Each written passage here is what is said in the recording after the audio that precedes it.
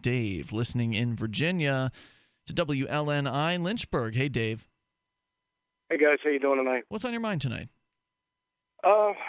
This whole Ferguson thing, I'm a former officer who was involved in the shooting, and on both sides of this, I see both sides. What I'm concerned about, and this is something I've always said, how about before we have a reaction, how about we wait for all the facts to come out? And, as terrible as things are, it looks bad. It was an unarmed kid. Why don't we wait to see what came out? I like that concept. I wonder whether it is practical in dealing with human beings. And here's in the reason. information age? Well, here's the reason. In 1942, hold on, I'm sorry, it was 1944.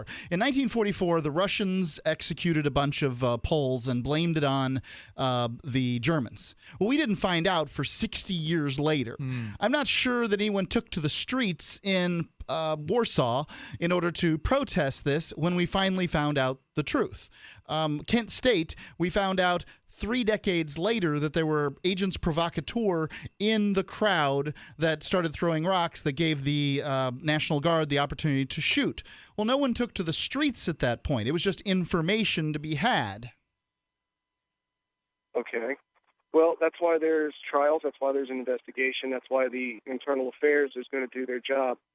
And if the Internal Affairs of the department can't handle it, that's when they send it to the state police, or now that the FBI is involved. Believe me, they're going to get everything. They're going to get everything that they need to get, and that's when they release it. I'll bring it to a civilian side. The George Zimmerman trial, as bad as that looked, okay. Of course, the pictures that the news media showed of the kid was, he was 12 years old. The pictures that they showed of him was 12 years old. Nice, bright, smiling boy. They didn't show his Facebook profile picture where, he was given the middle finger with gang tats all over him. And when it came out in the trial, and I watched that trial, I watched the police officers, while they were on the stand for the prosecution, were practically corroborating and testifying for George Zimmerman. But the thing with this, Dave, the thing with this, back to the Ferguson situation, people are going to make decisions based on the information that has been given. And even with whatever the facts might be here, let's say that the allegations are true. Let's say the young man did the worst case thing. He went into the store, he threw somebody to the ground firmly with violence and stole a $50 box of cigars. That, to me, and then allegedly attacked the police officer, had some sort of a scuffle with the police officer. To me, those things still don't deserve a shot in the back at 35 feet away. Well, let ballistics do the work, and let's stop assuming first. Let's stop assuming. Let's let ballistics do the claim work. that he was shot in the back has yet to be contradicted by any official source that I have seen. So, we're obviously it's true, we're all operating on what people say happened. But we can still look at the worst case scenario based on what people are saying and come to a conclusion based on that. Well, they also said that Trayvon Martin was an angelic little 17-year-old too. Okay, so let's look at. But that doesn't have anything to do with the facts in the case, right? Like whether Trayvon Martin was an angelic 16-year-old doesn't have anything to do with what happened between him and George If Zimmerman. This guy just did a strong arm robbery, it explains the reason why he would go after an officer's gun in a scuffle. And if that's what happened, was he going after his gun from 35 feet away? The question running is, away. Is there a video of him running away at 35 feet? Because the only Dave, nope, just witness. That's what I've been saying all night, Dave. What I've been saying all night is, why don't we have? On this kid's side. But wait a second, Dave. Let me run this by you. I've been saying all night what we need to have as citizens, voting citizens, we need to have all the information. And all the information would mean, dash-mounted, officer-mounted cameras that are loaded directly to the internet so they would have this information rather than everybody guessing. We can do this today. It's just the police departments don't want to do it. I'd like to hear what do you think? Yeah, I would like to hear how you feel about that, Dave. Hang on. We can bring it back coming up here in the next hour. The toll-free number is 855-450-FREE. Dave, I think he said was a former officer. Yeah, involved in a shooting. So we'll get his opinion on officer cameras coming up. It's Free Talk Live. We've been talking pretty much all night about Ferguson, Missouri, where, of course, if you haven't been paying attention to the news, about a week ago, there was a shooting involving a young man, 18 years old, and a police officer. The officer has finally been identified. I think his name was it Darren? I don't have it in front of me. Anyway, the officer allegedly shot this man in the back as he was running away from a scene. The allegation was that the man who was shot had stolen some cigars earlier, not too long prior to the shooting, but stolen some cigars in a strong arm robbery of a local convenience store or liquor store. The officer claims that allegedly claims that he saw cigars in the man's hand and that he was walking down the street blocking traffic. He stopped him. He claimed for that reason there was an alleged scuffle near the officer's car, and at some point the young man was running from the officer when he was shot in the back, allegedly. So these are some of the details that surround the story. We have a police officer, a former officer, on the line with us. He did wait through the breaks or the news breaks. So yeah, thanks for that. We're going to bring Dave back on here. Dave is saying, let's wait until all the information comes in before making up our minds about things. But I don't have to do that because I can look at the worst case scenario according to the witnesses, according to the statements that are being made and have not been contraindicated in any way, shape, or form about this man being shot in the back, and I can draw conclusions. And if new information comes along, I can redraw new conclusions. But that wasn't the question I asked Dave on the way out. No, the question I asked Dave was, what do you think about officer-mounted cameras, vehicle-mounted cameras that upload directly to the internet? The Rialto, California Police Department had mounted cameras on police officers. They saw an 80% reduction in complaints about uses of force. They saw a 66% reduction in uses of force simply by having these cameras. Dave, your thoughts as a former officer? I have absolutely no problem with it, honestly. I'll be honest with you. I mean, if technology allows, yeah, I don't have a problem with that. Yeah. I mean, I think it's a great training tool for future officers that come on the job. I think that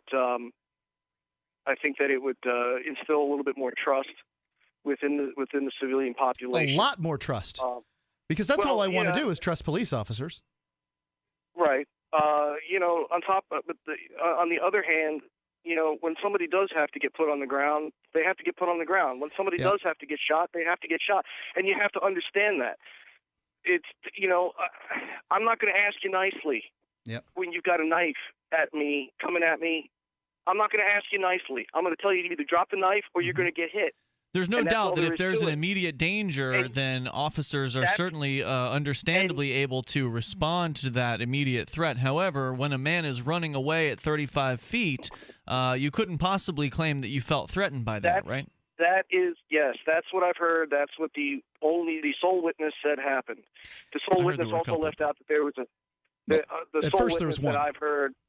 Yeah, there was the one witness, whatever it was, said 35 feet, blah, blah. Who knows? He also left out that there was a fight in the car between this guy and the cop. Right. Well, that's one of the things that's in dispute. And here's what So that's why I say. Right. That's why I say let's let the information come out. Right. I agree. Let's let the investigation get done, and then once everything's out, because to me it looks bad. An unarmed man was shot. In my situation, the guy was armed. It was a clear-cut case. It was either me or him. I came out on top, okay? By the grace of God, I'm alive, and I'm talking to you guys right now. Yeah, good for you. Oh, yeah. No, I'm not taking anything away from my instructors. God bless them. But I know what you're saying here is you're saying people, shouldn't be jumping to what they're doing in the streets as a result of this because you don't know all of the facts. I get where you're coming from, and there's no doubt, whatever the facts are, looting is inappropriate, violence is inappropriate. I mean, that's all true. But at the same time, you have to account for the fact that many people in urban areas know that the police are not there in a lot of cases to help them, and that when they see things like this happening in the streets, you can't blame people for bubbling over with their how upset people are. There are a lot of really upset people out there. I understand that, and I agree that people should be concerned. And if they weren't awake, if they weren't upset, that's when I'd start to worry. Well, the police have done this to themselves. We need to be. The police have the police have done this to themselves. Again, I'm not excusing violence. I'm not excusing. The brass did by hiring thieves. a largely white force in a largely black area. You can keep blaming the brass, Mark, but the underlings take the orders and they take them every single day, and they could go home if they didn't want to take those orders. So they choose every single day to follow bad orders from the bad brass. So please don't just blame the brass in this particular case. Look, wow, because when I was in the academy, I learned a thing called officer's discretion. So, I mean, I could either cut you a break or stick it to you if I really wanted to. Yep. You know, I mean, it was something as simple as, look, I caught you with a nickel bag of marijuana. Okay, if you're cool with me, I'll tell you what, I'll toss it in the gutter, man. Just get off the street tonight, okay? Now, if you gave me lip, I'll do some paperwork. Mm-hmm. You know, I'm glad you called about that, Dave, because there was somebody who called in earlier disbelieving our claim that officers had full discretion to enforce, and I think you can.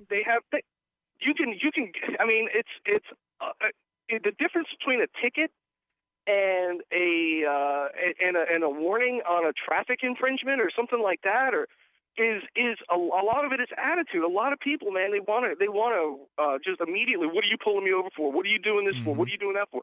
Well, dude, you were doing 15 miles an hour over the speed limit, and you blew through a red light and didn't use your turn signal, and you almost cut grandma off. Come on, man. Good call tonight, Dave. Strike one, strike two, and strike three. Come on, guys. Thanks for calling. Thanks for sharing the expertise. We do appreciate hearing from you. The toll-free number is 855-450-FREE. But the point I was making about the police sort of have brought this on themselves is that a lot of people, for a lot of good reason, are upset with the police. The police are enforcing bad laws in a lot of cases. Unfortunately, many police aren't using their discretion in the way that I would like to see them use it. I would like to see police use discretion on all laws that have no victim. Please stop enforcing those laws. If you stop enforcing victimless crime laws, officers, you'll find that all of a sudden people will start to trust you more. They'll be more likely to talk to you when you come to their neighborhood because they're not worried you're going to, arrest somebody because there's a bong left out on the table. Oh, well, you invited the officer in to talk about a crime that happened? Somebody's house got robbed?